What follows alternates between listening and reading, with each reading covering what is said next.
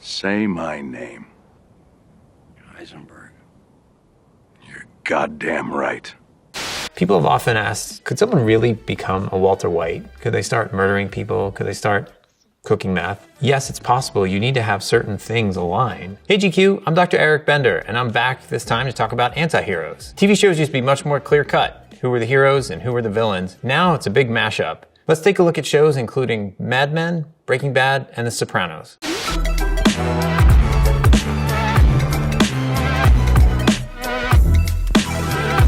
An anti-hero is someone that doesn't have the traditional moralistic sense or characteristics that we see in a hero, but there are certain aspects of them that we do root for. The three qualities that most anti-heroes display are narcissism, psychopathy, and Machiavellianism. Together, we call this collection the Dark Triad. So let's look at each of those. Narcissism is the idea that you are super special, and there's this pursuit of unlimited wealth or power. You think you deserve extra admiration. Psychopathy is a personality construct, meaning that it's a collection of different characteristics. That includes being callous, being uncaring, lying repeatedly. But the one that is most influenced by the environment is the Machiavellianism. It's the actual learning to manipulate other people. And that can occur because of the environment you grow up in. There's an idea that an environment might actually make someone have to learn how to survive, and maybe they survive by whatever means necessary. Walter White. I was there. And I watched her die. I watched her overdose and choke to death. Walt becomes an anti-hero very early on, maybe even in the first episode, because here's this guy that we can identify with feeling badly for him, and he decides to cook meth. So there's the oppositional force to being a hero, is that this guy is going to start doing something highly illegal. Some studies on meth suggest that if you start using it and you use it continually, you've shortened your life by about 15 years after the first couple times. So he's doing something that really clearly is detrimental to humanity. Hey, Mr. White. Make those tires shine, huh? Oh my God. You would not believe who's cleaning Chad's car. Mr. White. From chemistry. When we first meet Walter, he is almost a pitiful character. But as he starts to try to change his life, he does more and more amoral things. Murder becomes second nature. Lying becomes second nature. This guy becomes what some might call a sociopath, which means that society has impacted him enough for him to really develop these psychopathic traits. I think that's a bit too simple to say that. I think he had these things in him from the beginning. He had this idea that he was owed something, that he was taken advantage of. He starts to blame other people. And that's something narcissists do often, that it's everybody else's fault, it's not theirs. Even though he's not Heisenberg yet, he's on his way. Vince Gilligan, creator of the series, talked about the moment when he really thought that Walt became Heisenberg and cemented this criminal life, was when he took the fulminating mercury and blew up Tuco's building. This is not meth.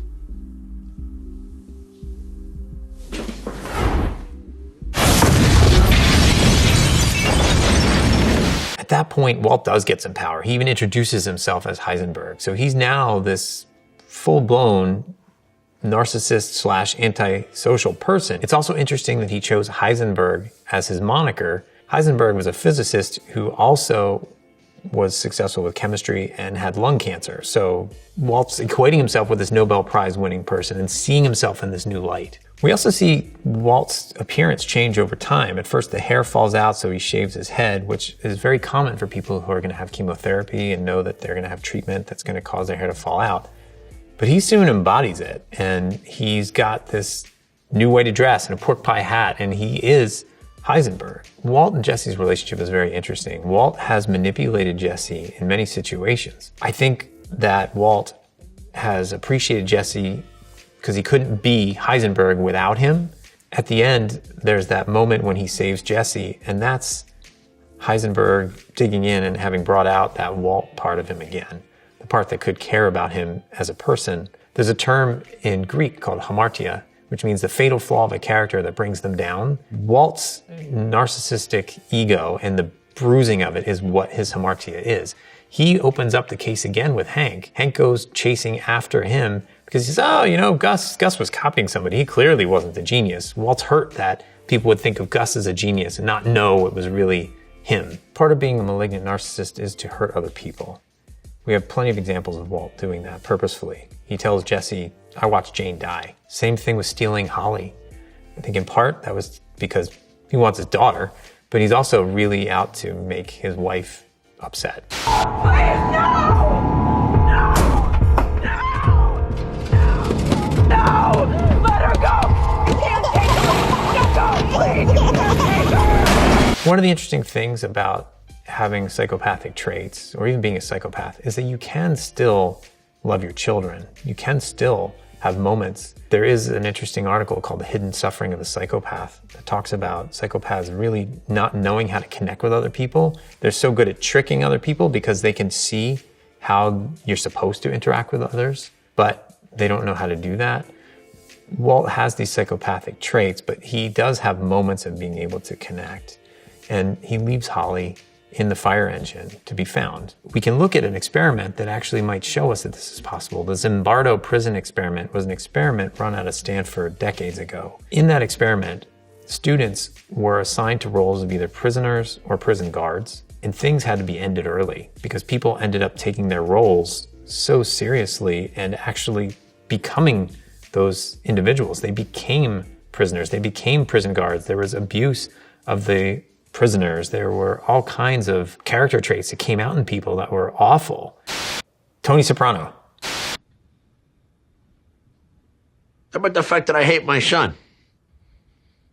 I come home, he's sitting on the computer in his underwear, wasting his time in some chit-chat room, going back and forth with some other jerk-off, giggling like a little schoolgirl.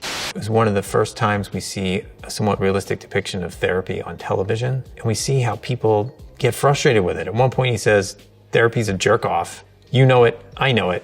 His therapist is like, I actually don't know it. And that's some version of something I hear from patients all the time. They don't usually use those vocabulary words, but they will tell me they get frustrated. When is this going to end? What is the point of all this? What am I supposed to do with all these feelings? When we look at personality disorders, we consider, is someone's interaction with the world around them vastly different from the cultural norm? He's ensconced in the culture of the mafia, where we expect people to be violent, to do the things they need to do in order to get what they want. So in some ways, he's functioning quite well in that culture. But take him out of that and put him into the culture at large, his family culture, he is not able to do it. He doesn't know how to do it. And that can be for a number of reasons. He grew up in a family that was a mafia family. He saw his father take someone's finger off for not paying them. He witnessed a lot of violence, clearly. His mother was very argumentative, likely had traits of narcissistic personality disorder, as well as some other personality disorder traits. You disobeyed your old man, and I ought to give you the belt. But I gotta say, a lot of boys your age would have run like a little girl. There's a term called adverse childhood experience, or ACEs. Those are events that happen in a child's life, traumatic events often. Tony has a number of ACEs. If you go down the list and take an ACE inventory, very interesting to see where he lands. He's an anti-hero because he is someone who, just like us, is trying to have a family, get through the day-to-day life, trying to deal with things that are out of his control, such as his son's depression. He's really trying to do his best.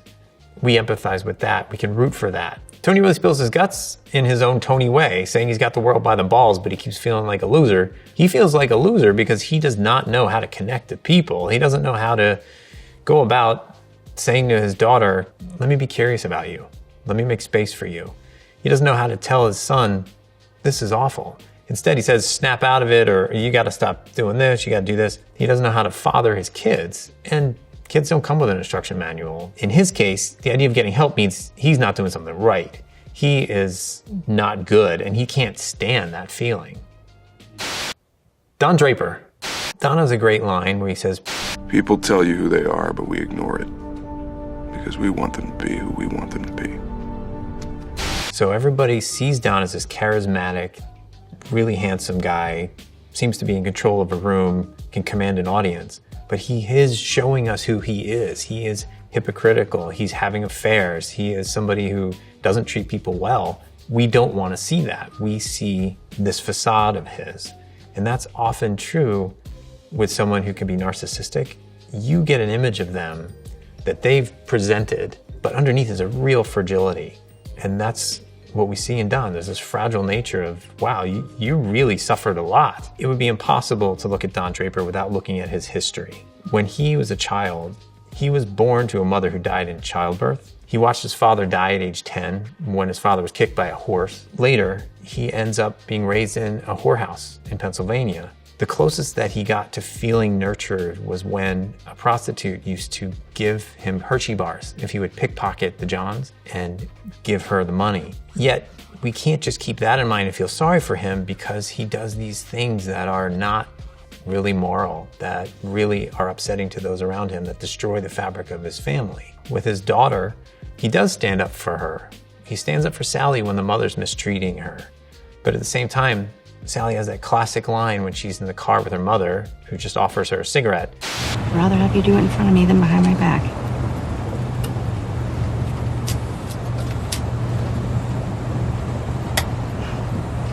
I'm sure your father's giving you a beer. My father's never given me anything. So there is something broken in this relationship as well. Don had such a terrible upbringing that when he was fighting in the Korean War and his superior died, he switched the dog tags with that person and assumed a whole new identity. So Dick Whitman was no more on record and Don Draper lived on. Don is driven to never feel what he felt as he was a young person. And he starts to pitch the carousel to Kodak. And he brings up the idea of nostalgia. And with it, he says there's that painful place. There's pain. There's pain for him to think back. Teddy told me that in Greek, nostalgia literally means the pain from an old wound.